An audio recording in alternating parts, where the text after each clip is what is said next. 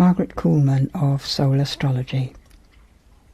This new moon falls just before Halloween, the time of the year when they say the veil between this side and the other side is at its thinnest. And most beautifully, we have Mercury together with the Sun and Moon in Scorpio, so there's understanding there and full consciousness of the depths of our emotions, the depths of meaning, and all the possibilities of change, the kind of change that follows when you release old patterns, and the beauty of oneself rises from where it has been kept reduced. And all three of these, Mercury, Sun and Moon, are in perfect harmony with Neptune, the blue line going across the trine to Neptune, Neptune being on the south node at this time.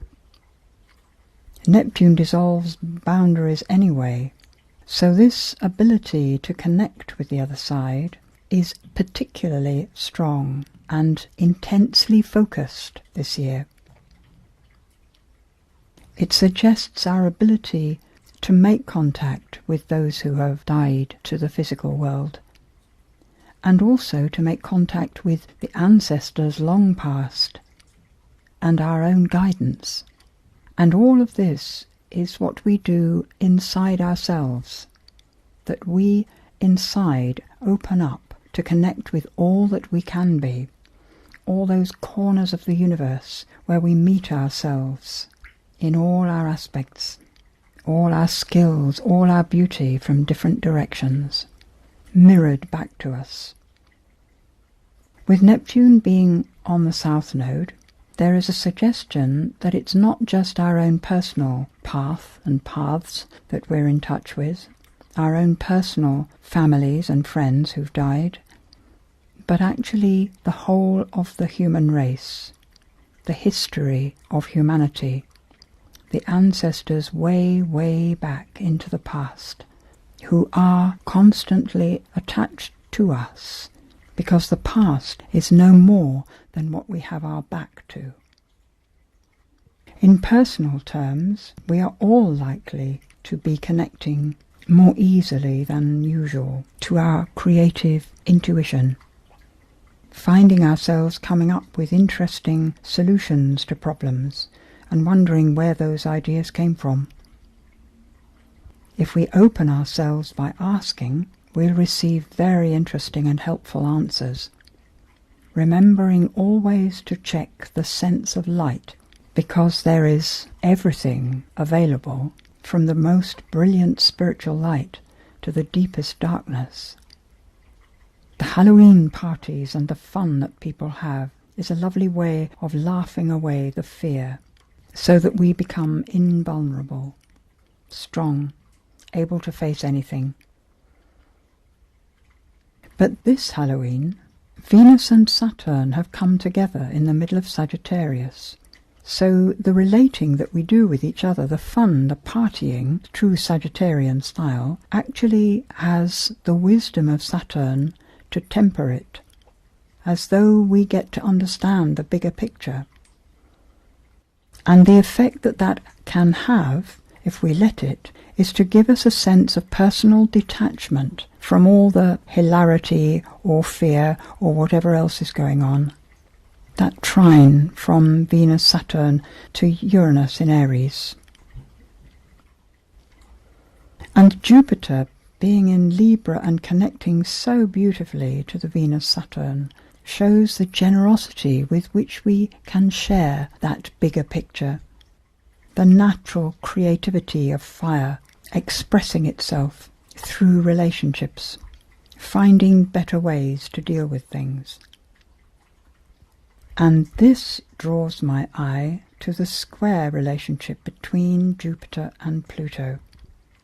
By the time we get to the full moon on the 14th of November, that square will be almost exact. And interestingly, it becomes exact on the 24th, 25th of November, when Venus will actually be on the Pluto and the moon will be passing across Jupiter. So it emphasizes that square enormously. Pluto being about transformation, change at a very deep level, and particularly releasing the deepest reasons that hold change at bay. Jupiter squaring it emphasizes this, taking it to extreme lengths. So at the exact square, those things that we have found difficult before but kind of managed to handle may well become intolerable, because we see how they hold us back. We see how they even hold back the unfolding of a relationship's beauty. Any dishonesty, any manipulation has to go. This month is a time for us to completely be ourselves, be true to ourselves. And being true to oneself does not mean that we have to insist on our own way in everything. Our ways and our opinions are minor matters. What's important is what's true for the heart, what's true for the real self, the spiritual person that we are. This is the person that we must be, in all honesty, revealing any lesser motivations for our behaviour, owning up to our smallnesses so that we can let them go. Until we've owned up, because we are hiding something of ourselves, it's impossible to let it go. That which we try to hide clings to our shadow. When we reveal it, the light can disperse it, and the relationships become renewed, full of life, full of the change and development that life is. Mars plays an interesting role this month. During the first half, from the new moon, we have a sextile between Mars and Chiron, Mars in Capricorn, so the desire, the motivation, the impulse to help and to heal where there is suffering. And yet potentially a holding back, not wanting to take the responsibility that moving in to help implies. Then at the full moon we find that Mars sextiling Mercury instead, and from Aquarius, where we've actually taken a detached view and putting the energy more into the communication of ideas, the communication with others that will bring about the solutions. And the Chiron, the connection with that wounded place in ourselves or in humanity or anyone we know, that Chiron becomes connected most beautifully to the sun and moon at the full moon, taken care of, as it were, by our essential humanity, with the moon in Taurus bringing about a strong desire to manifest the help that's needed. In each chart there is a quincunx, the brown line.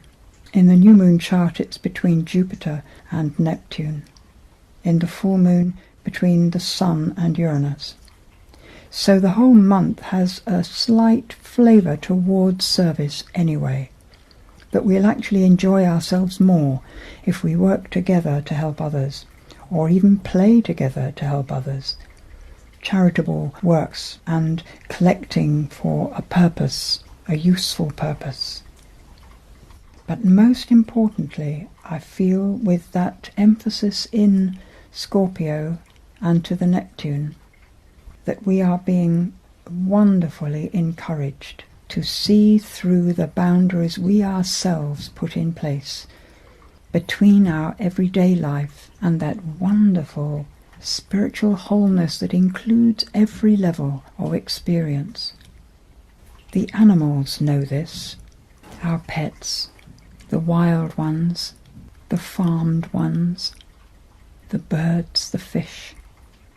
It is us who think too many mental thoughts, too much rationality, that cut ourselves off from this instinctive, close, beautiful support and all the joy that it can bring. We have to be prepared to dive in where we may have been afraid. The deeper and the faster we dive in there, the quicker and the higher we rise out. the transformation done. So ask for what you need and let go. Move forward and your needs will be met. Reach out your hand to help another, even if you know not what they need. Call out for help from another, even if you feel you don't deserve. This is a time when need reveals the heart, and the mind forms the words to express it. Let brothers and sisters embrace, and the connecting threads be seen, before we break down into dust, blown away by the wind. Join in spirit, or be lost